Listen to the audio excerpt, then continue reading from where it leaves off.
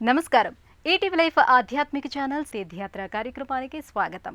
ఆది పరాశక్తి అయిన అమ్మవారు అనేక నామాలతో, రూపాలతో అనేక ప్రదేశాలలో ఆవిర్భవించింది. అలాంటి క్షేత్రాలలో శక్తిపీఠాలు మరింత ప్రత్యేకతను, విశిష్టతను సంతరించుకుని కనిపిస్తాయి. ఆ జాబితాలో వెలుగొందుతున్న మహిమాన్విత క్షేత్రంగా మా తారాతరిణి శక్తిపీఠం అలరారుతోంది. ఒడిశా రాష్ట్రం బరంపురం సమీపంలో విరాజిల్లుతున్న ఈ శక్తిపీఠమే నేటి మన తీర్థయాత్ర.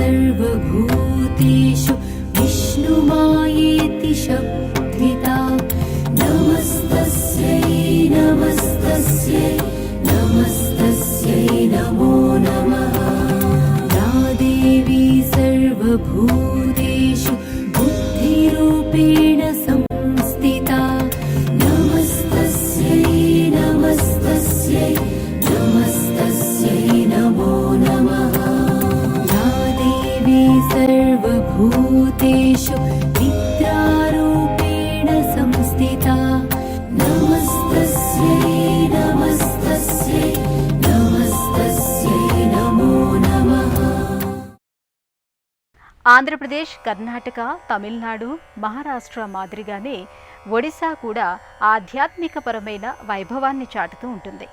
ఇక్కడ ప్రాచీన కాలం నుంచి ఎన్నో క్షేత్రాలు ఆధ్యాత్మిక కేంద్రాలుగా విలసిల్లుతున్నాయి. ప్రతి క్షేత్రం ఎంతో ప్రత్యేకతను కలిగి ఉంటుంది, అనేక విశేషాలను ఆవిష్కరిస్తూ ఉంటుంది. అలాంటి శక్తి క్షేత్రాలలో మా తారాతరిణి క్షేత్రం ఒకటిగా చెప్పుకోవచ్చు.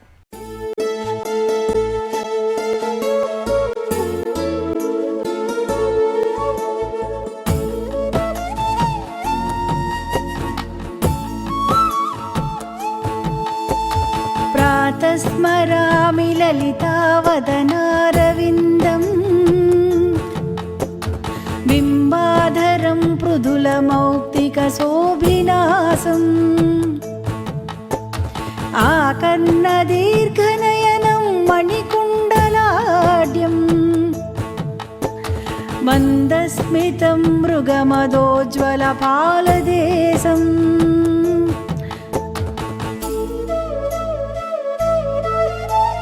ప్రాతర్భజామి లలితాభుజకల్పవల్లీ రత్నాంగుళీయలసదంగుళి పల్లవాడ్యా మాణిక్య హేమవలయాంగద శోభమానం పుండ్రేక్షు చాపకుసుమేషు శృణీర్దదానా. ఒడిషా అనగానే పూరీ జగన్నాథ స్వామి ఆలయం, కోణార్క్లోని సూర్య దేవాలయం, భువనేశ్వర్లోని లింగరాజస్వామి ఆలయం మన కళ్ల ముందు కదలాడుతుంటాయి. ప్రపంచవ్యాప్తంగా ప్రసిద్ధి చెందిన ఆలయాలివి. నిర్మాణపరంగానే కాదు, పురాణ సంబంధమైన నేపథ్యం కలిగిన క్షేత్రాలివి. చారిత్రక పరంగా అనేక విశేషాలకు నిలవైన ఇక్కడి పురుషోత్తమపురంలోనే మా తారాతరణి ఆలయం అశేష భక్తజన కోటిచే నిత్య నీరాజనాలందుకుంటోంది. గాంజాం జిల్లా పరిధిలోని ఈ క్షేత్రం అమ్మవారి శక్తి పీఠాలలో ఒకటిగా ఇక్కడి స్థల పురాణం చెబుతోంది. అమ్మ అంటేనే అనంతమైన ఆకాశం. అమ్మ చూపు చల్లని వెన్నెలైతే ఆ తల్లి పలకరింపు వసంతం. అందువల్లనే అమ్మవారు ఎక్కడ ఉంటే అక్కడి వాతావరణం ఆహ్లాదకరంగా ఉంటుంది. ఆధ్యాత్మికపరమైన భావాలు చివురించడానికి తగిన ఔషధాన్ని అందిస్తూ ఉంటుంది.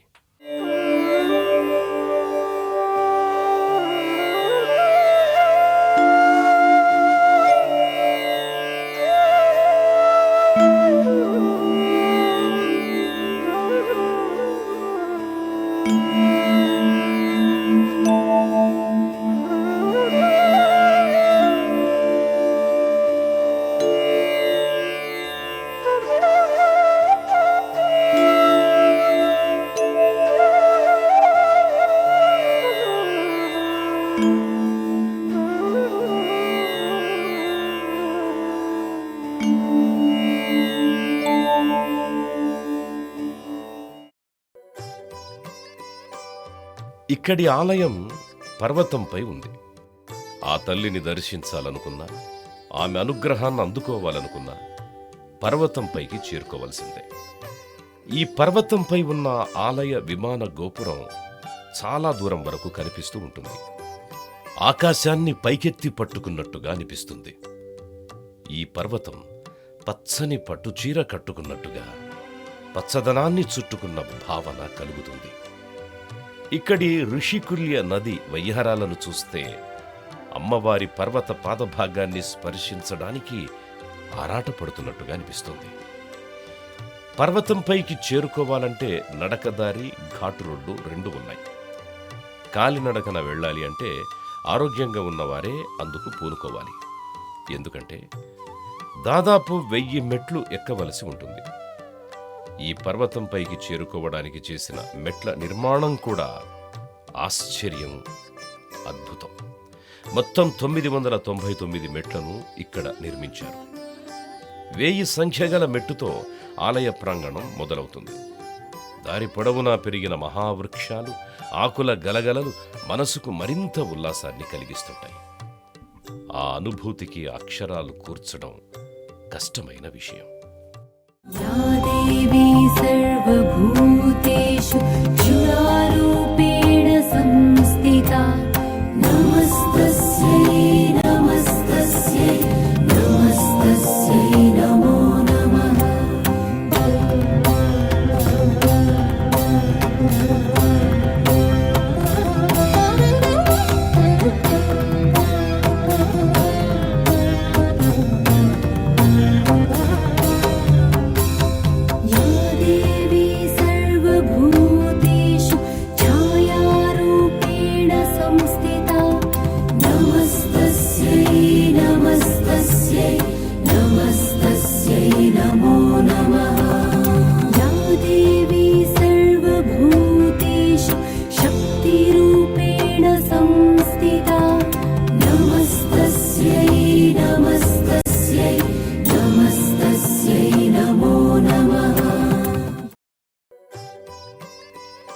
మెట్లదారిలో మనల్ని మనం మరచిపోయి ముందుకు వెళుతూ ఉండడం వల్ల మనం ఎంత ఎత్తుకు చేరుకున్నాం అనేది తెలియదు.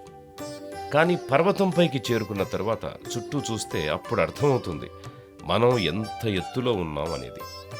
అమ్మవారి ఆనందం కోసం పరమశివుడు ప్రేమతో గీసిన చిత్రం మాదిరిగా ఇక్కడి ప్రకృతి దృశ్యం కానవస్తుంది. ఆ దృశ్యం కంటితెర మీదుగా జారిపోయి హృదయపు గోడలకు హత్తుకుపోతుంది. తారాతరణి ఆలయము ఉన్న ఈ పర్వతాన్ని కుమారగిరి అంటారు. అలాగే ఈ కొండకి పూర్ణగిరి అనే పేరు కూడా ఉంది. దూరం నుంచి చూస్తే రాసిపోసినట్లుగా ఈ పర్వతం కనిపించినప్పటికీ పర్వత పైభాగం చాలా చదునుగా, విశాలంగా అనిపిస్తుంది. అలాంటి ఈ పర్వతంపై నిర్మితమైన ఆలయాన్ని చూడగానే ఆశ్చర్యపోని వారంటూ ఉంటారు. పర్వతం పైగల సువిశాలమైన ప్రదేశంలో అమ్మవారి ఆలయం, ఆలయ నిర్మాణ శైలి అబ్బురపరుస్తాయి. ఇంత ఎత్తులో ఎంతో శ్రమకూర్చి ఈ ఆలయాన్ని నిర్మించడానికి గల కారణం ఇది పరాశక్తి పీఠం కావడమే. అమ్మవారి శక్తి పీఠాలకి సంబంధించి వినిపించే పురాణ సంబంధమైన కథనమే ఇక్కడ కూడా మనకు వినిపిస్తూ ఉంటుంది. ఈ క్షేత్రం ఎంతటి శక్తివంతమైంది అనే విషయాన్ని స్పష్టం చేస్తుంది. దక్ష ప్రజాపతి ఒకానొక సందర్భంలో పరమశివుడు తనను అవమానించాడని భావిస్తాడు. అది మనసులో పెట్టుకున్న ఆయన శివుణ్ణి అవమానించాలి అనే ఉద్దేశంతోనే ఒక యాగాన్ని తలపెడతాడు. శంకరుడిని తప్ప ఆ యాగానికి దేవతలను, ఋషిగణాలను అందరినీ ఆహ్వానిస్తాడు. ఇదంతా గంగాధరుడు గమనించినప్పటికీ మౌనంగానే ఉండిపోతాడు. ఈ విషయం తెలియని సతీదేవి అక్కడికి వెళదామని పట్టుపడుతుంది. అందుకు ఆదిదేవుడు సున్నితంగా తిరస్కరించగా ఆమె ఒక్కతే అక్కడికి వెళుతుంది. అయితే తన తండ్రి ఆలోచన ఏమిటి అనేది, అక్కడికి రావడానికి తన భర్త ఎందుకు నిరాకరించాడు అనేది ఆమెకి అక్కడికి వెళ్ళాక గాని అర్థం కాదు.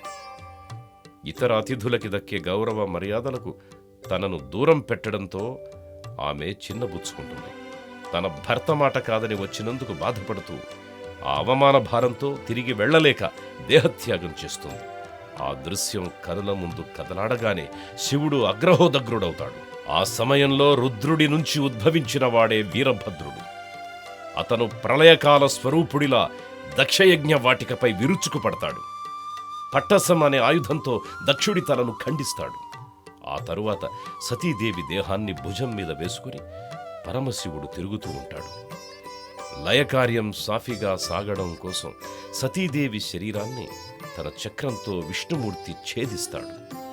ఆ సమయంలో అమ్మవారి శరీర భాగాలు పడ్డ ప్రదేశాలు శక్తిపీఠాలుగా వర్ధిల్లుతున్నాయి. అలా ఈ ప్రదేశంలో అమ్మవారి స్తన భాగం పడిందని స్థల పురాణం చెబుతోంది. అలా ఈ ప్రదేశం శక్తిపీఠంగా ప్రాచీన కాలం నుంచి వెలుగొందుతోంది. ఈ పర్వత పైభాగానికి మెట్లదారి కూడా సరిగ్గా లేని రోజుల్లోనే ఇక్కడ అమ్మవారు పూజలందుకుంది. భక్తులు ఎంతో దూరం నుంచి వచ్చి ఆ తల్లి దర్శనం చేసుకునేవారు. ఆ తల్లి చూపే మహిమల కారణంగానే ఈ క్షేత్రం అభివృద్ధి చెందుతూ వచ్చిందని అంటారు.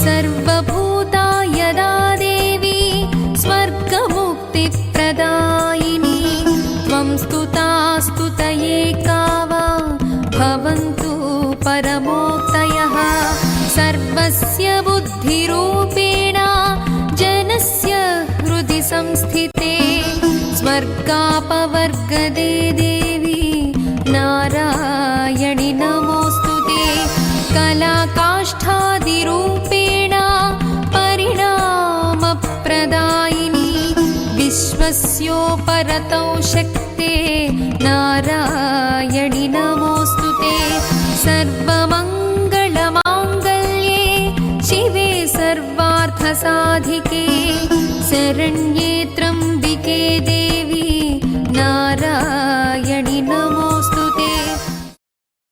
మా తారాతరణి ఆలయ ప్రాంగణంలో అడుగుపెట్టగానే మనకి తెలియని మరో ప్రపంచంలోకి ప్రవేశించినట్టుగా అనిపిస్తుంది.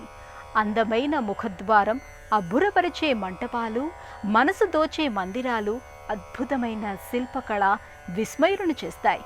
అమ్మవారే ఇష్టపడి ఇంతటి అందమైన ఆలయాన్ని నిర్మించుకుందా అనే భావన కలుగుతుంది. అందమైన అల్లికలతో కూడిన రాతి ముఖద్వారంలో నుంచి అమ్మవారి ఆలయంలోకి ప్రవేశించవలసి ఉంటుంది. మకర తోరణాన్ని పోలిన ఈ నిర్మాణం చిత్రమైన నగిషీలతో ఆకట్టుకుంటుంది. ఆ ముఖద్వారాన్ని పదే పదే పరిశీలనగా చూడకుండా లోపలికి అడుగు పెట్టడం కష్టమే. సభామంటపం, భోగ్ మంటపం, గర్భాలయం అనే 3 భాగాలుగా ఈ ఆలయ నిర్మాణం జరిగింది. పొడవైన ప్రాకారాలు, ఆ ప్రాకారాల లోపలి వైపున 4 వైపులా చిన్న చిన్న మందిరాలు, మధ్యలో ప్రధానమైన ఆలయానికి సంబంధించిన మంటపాలు, వాటిని కలుపుతూ నిర్మించిన గర్భాలయం, విమాన గోపురం అలా చూస్తూ ఉండిపోతాం. అద్భుతమైన ఆ నిర్మాణ శైలి అక్కడే కూర్చొని ఆలోచించేలా చేస్తుంది. అనుభూతి చెందేలా హృదయాన్ని స్పర్శిస్తుంది.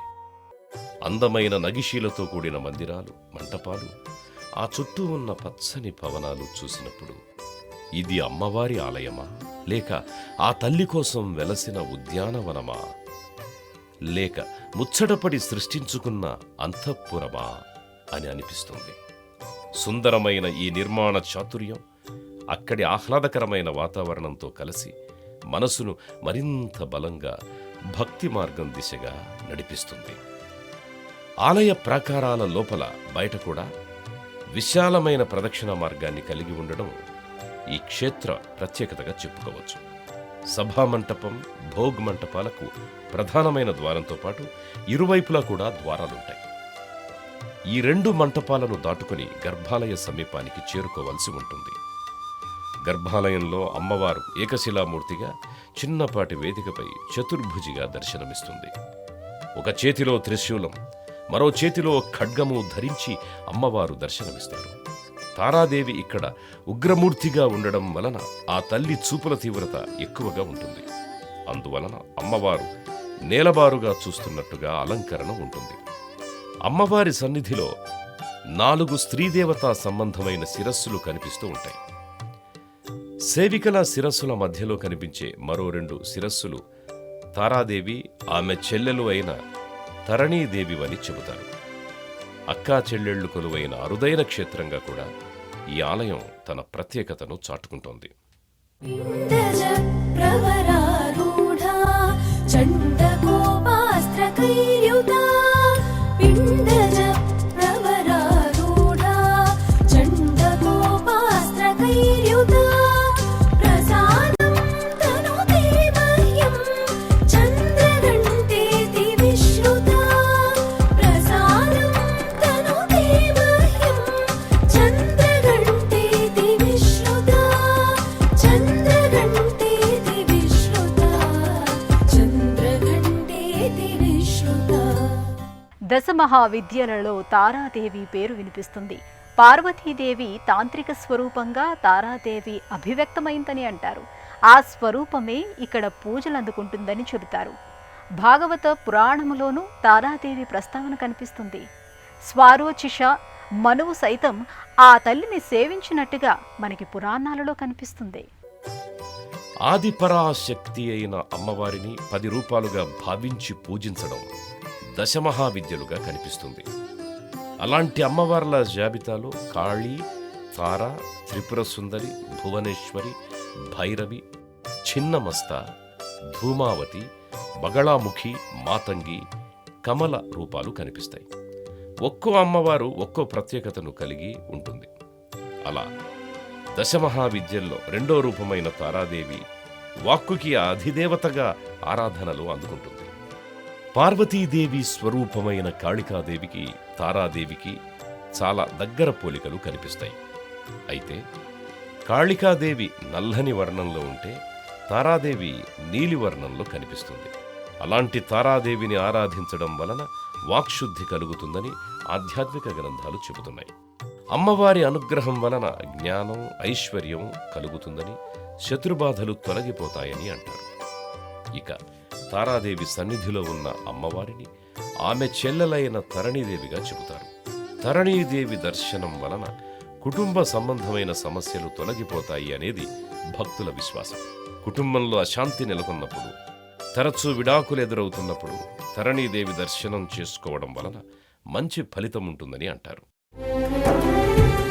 రాణి పాదాల బాలాకృతి గాయత్రి వేదాంత లీలాశ్రుతి లోకానికే అన్నపూర్ణమ్మవై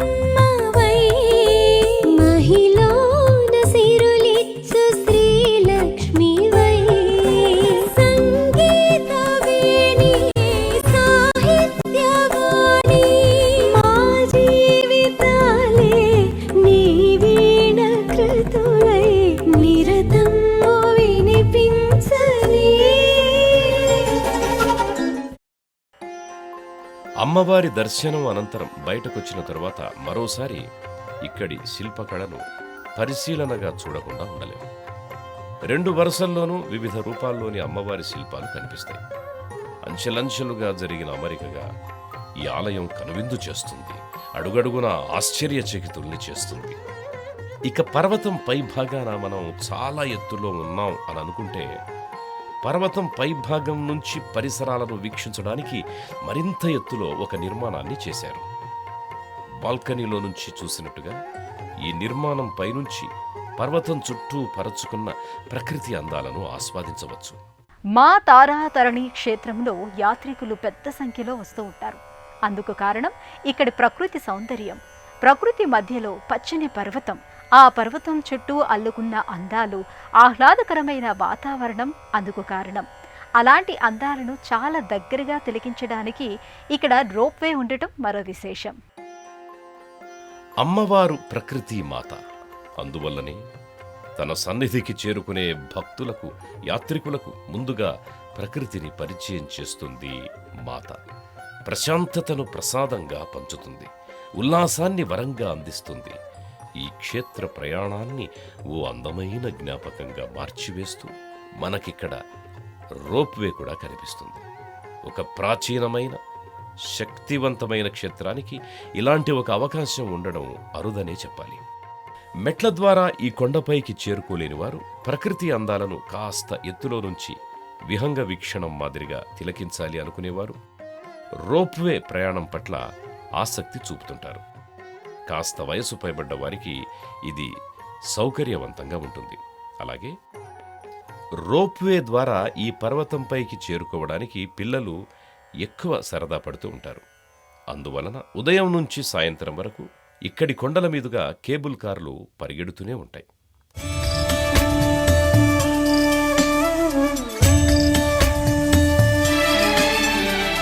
కనకవర్షిణి దివ్యదర్శిని నిత్యహర్షిణి పాహి మాం, శక్తికారిణి పాపహారిణి లోకపాలిని పాహి మాం.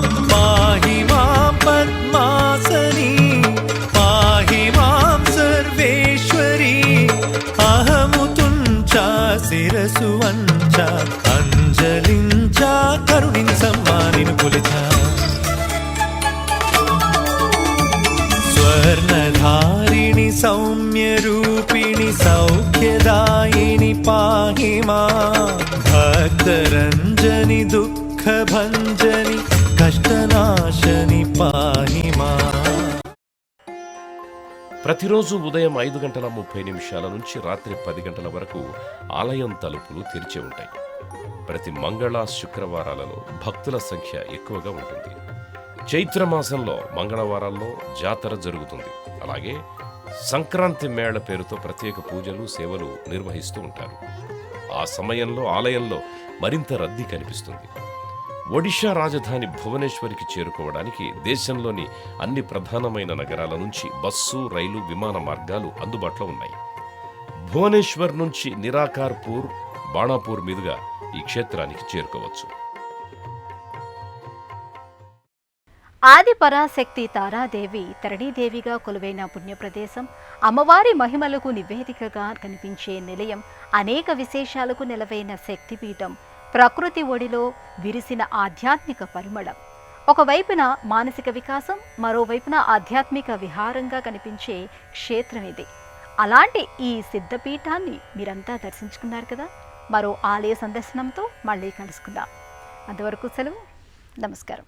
अम्बा शाम्भवी चन्द्रमौळिरवलापर्णा उमा पार्वती, काली हैमवती शिवा त्रिनयनी कात्यायनी भैरवी, सावित्री नवयौवना शुभकरी साम्राज्यलक्ष्मी प्रदा, चित्रूपी परदेवता भगवती श्रीराजराजेश्वरी, श्रीराजराजेश्वरी, श्रीराजराजेश्वरी.